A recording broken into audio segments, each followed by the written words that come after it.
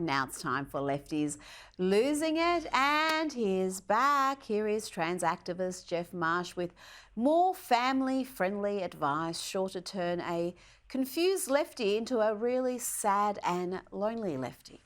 Hi, this is a series about cutting off your Trumpy family members. Why do you need to be perfect?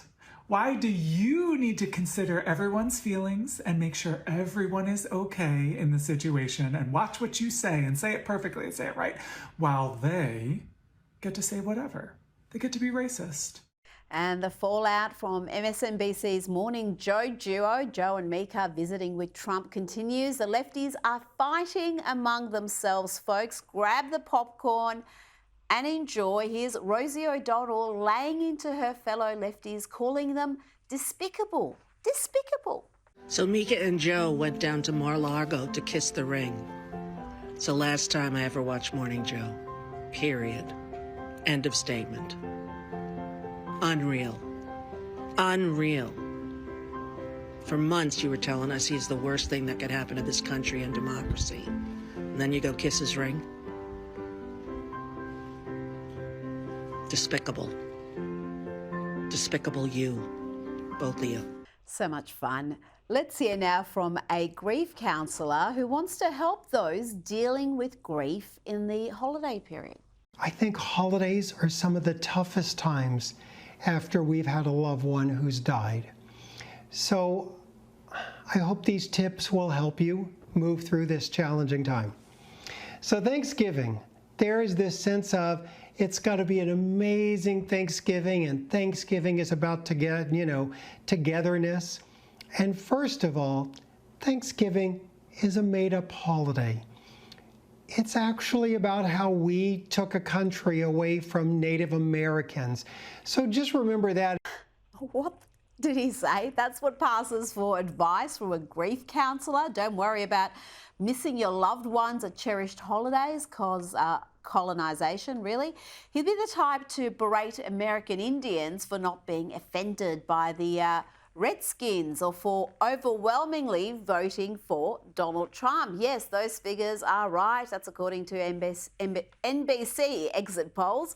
The group with the highest percentage of support for Donald Trump was American Indians, with 65% backing President Trump, only 34% voting for Kamala Harris. Now, we've already played you a clip of lefty election forecaster Professor Allan Lichtman having a meltdown during an interview, claiming that he's the expert and essentially walking off. Well, poor old Allan has had a rough few days. Let's have a look at how it started, the bold predictions of a Biden victory, of a Kamala victory, and then the tantrum. A lot would have to go wrong for Joe Biden to lose this election. Kamala Harris will be a precedent-breaking president of the United States, the first woman president in U.S. history. Can I just finish a goddamn thought? I don't need you to call me stupid.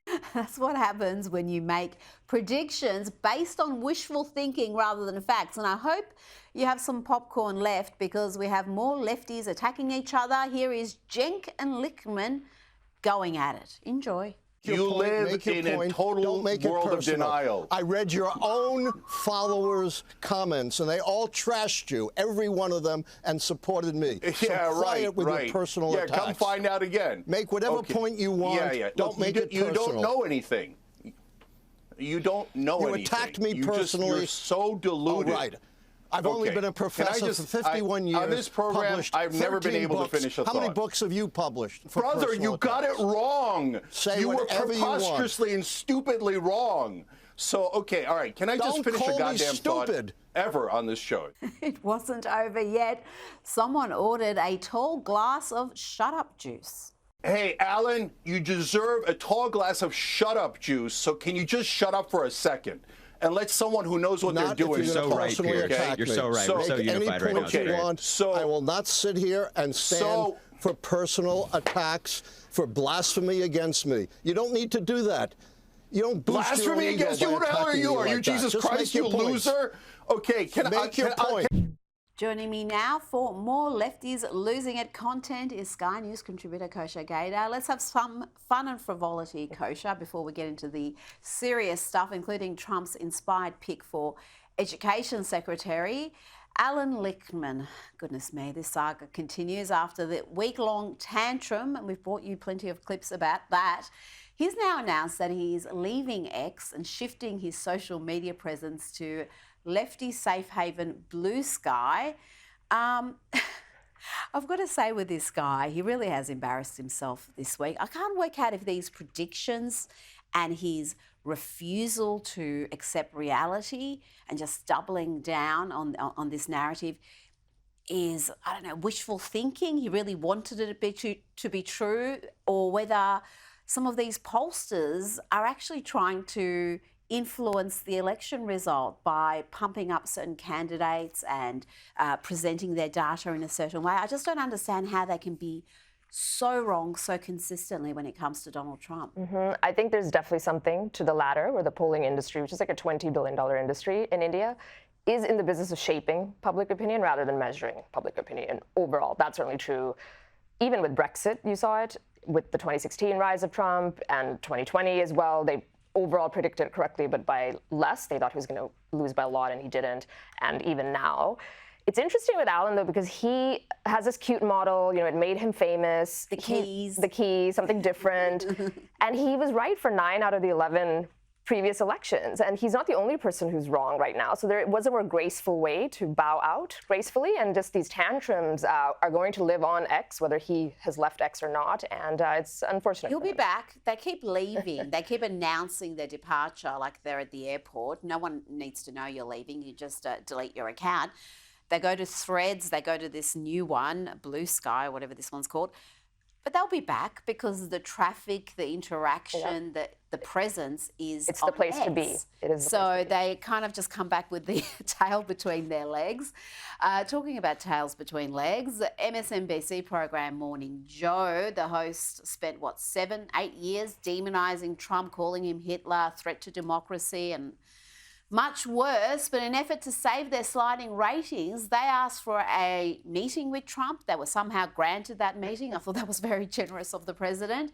But that has backfired, Kosha, because the New York Post is reporting that the show's ratings have tanked further, and the program's official X account has disabled comments because there is just such a tsunami of hate coming from their lefty audience, who are irate that these two would sit down with a man that they've been telling their audience for 7 solid years is going to destroy the country, is a threat like that America has never faced before. Literal Hitler, and everybody's smiling and taking photos, and Mar-a-Lago is the other place to be alongside X, and they all want to go there, including these two. It's funny because, in 2016, when no one was taking Trump seriously, they actually really boosted him. They allowed him to keep dialing into their program, and they had very effusive things to say about him. And then when he was getting traction, they turned, did this 8-year caricature, as you mentioned.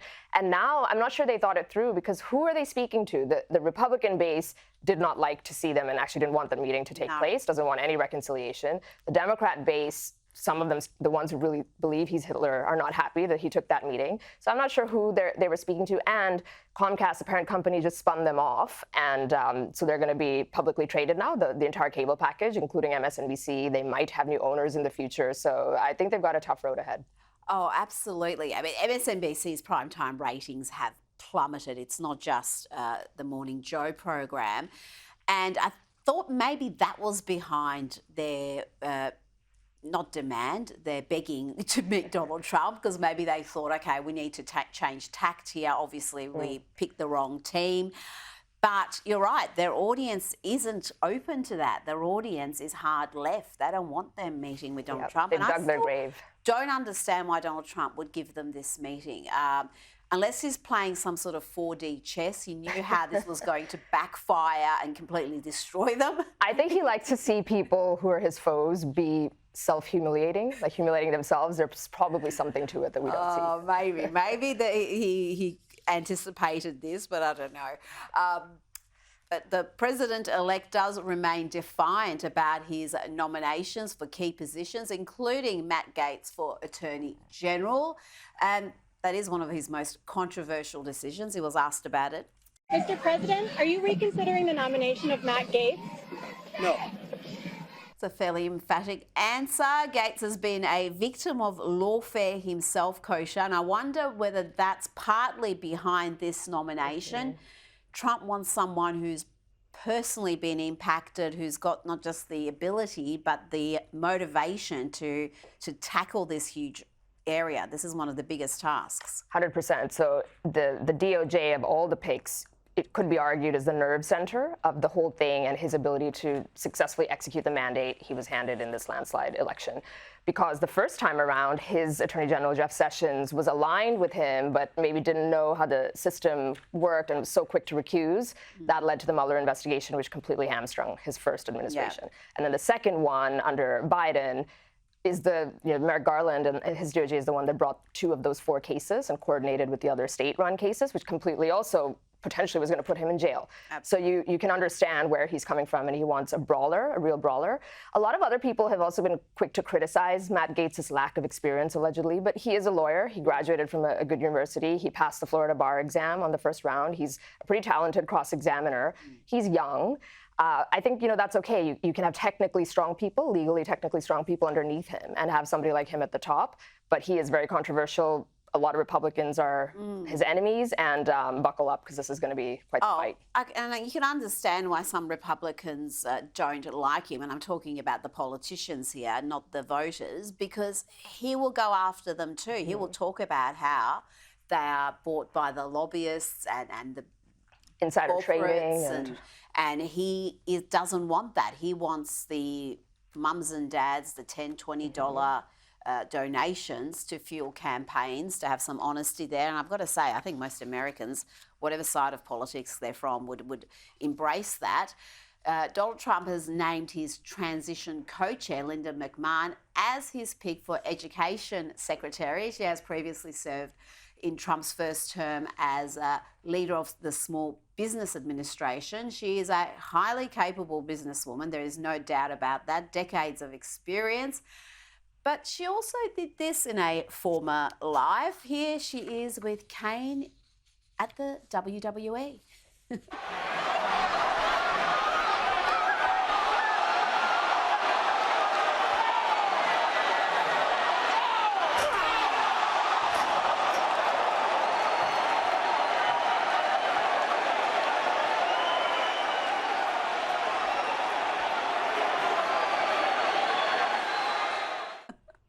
Now, these days, Kane, the scary wrestler you can see there, also known as Glenn Thomas Jacobs, is the mayor of Knox County, incredibly, and Linda McMahon is going to be Education Secretary. So it's quite an incredible time to be alive, Kosha. You have to love it. This is, the American government at its best is meant to be for the people, by the people, of the people, and this is that personified, where you've got somebody who's moved on to be, as you say, the mayor of a small town in Tennessee. She's now served twice, or will be serving twice in the administration. And the thing is, in the modern era, they understand that understanding media, how to wield media, and the value of entertainment is actually a really big asset in politics, because it is ultimately a communication job in large part. And the WWE franchise, she's the wife of the founder, obviously, Vince McMahon. They've turned this thing into a $7 billion franchise. It's one of the top things. So she's playing her part there, but I think fun times ahead. Well, yeah, and she's often credited for being the brains behind that operation. It is a family-run business. Now, there's already talk within Democrat circles about who is going to be their candidate in 2028. Yes, they're trying to look ahead. They're very depressed about what's happening right now. And one name is leading the pack. It's Kamala Harris. This is according to fresh polling of Democrat voters. They want Kamala to run again in 2028. She's well ahead of Gavin Newsom, the California governor, Josh Shapiro, the Pennsylvania governor, Pete Buttigieg. I can't believe he's even in the running. He's hopeless. Kamala got 41% of those polled. The others were way behind with 8%, 7%, and 6% respectively. If If she's a candidate again, surely not. It's early days. But who do you see looking ahead? I would have thought, it may be a bit obvious, but Josh Shapiro and Gavin Newsom are highly electable, never mind the mess Gavin has made of California.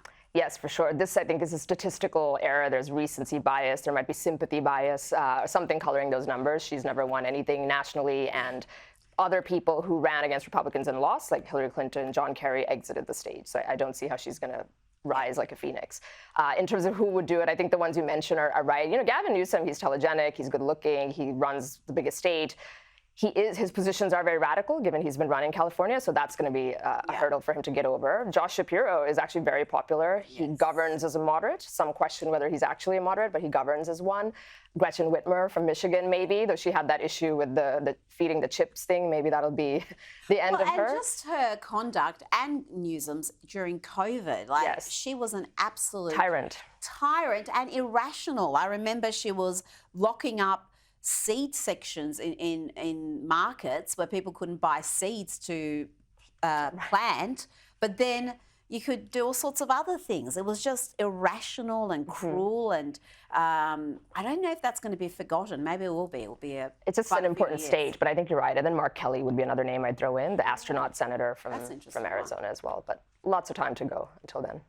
Now, before you go, the illegal immigrant who murdered 22-year-old nursing student Laken Riley in February, Jose Antonio Ibarra, has been sentenced in the last 24 hours. He will be in prison for life without the possibility of parole.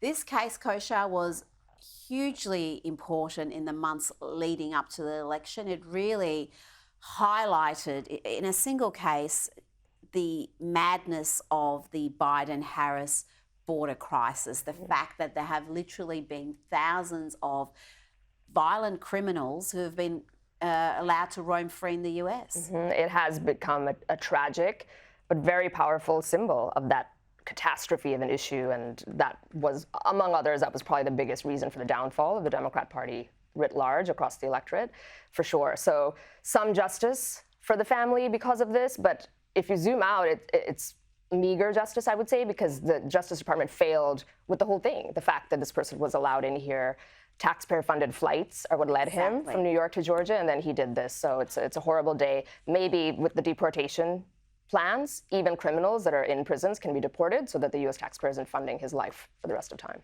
That is, and people are pointing to this case when the deportations start, and you're going to have a lot of sympathetic stories in the media of people being deported, and I think they're going to point to this case and say there's a reason this is happening, and of course good people will be caught up in it, but good people who broke the law by coming into the country illegally. Kosha Gaeta, thanks for your time tonight. Oh, it was a pleasure.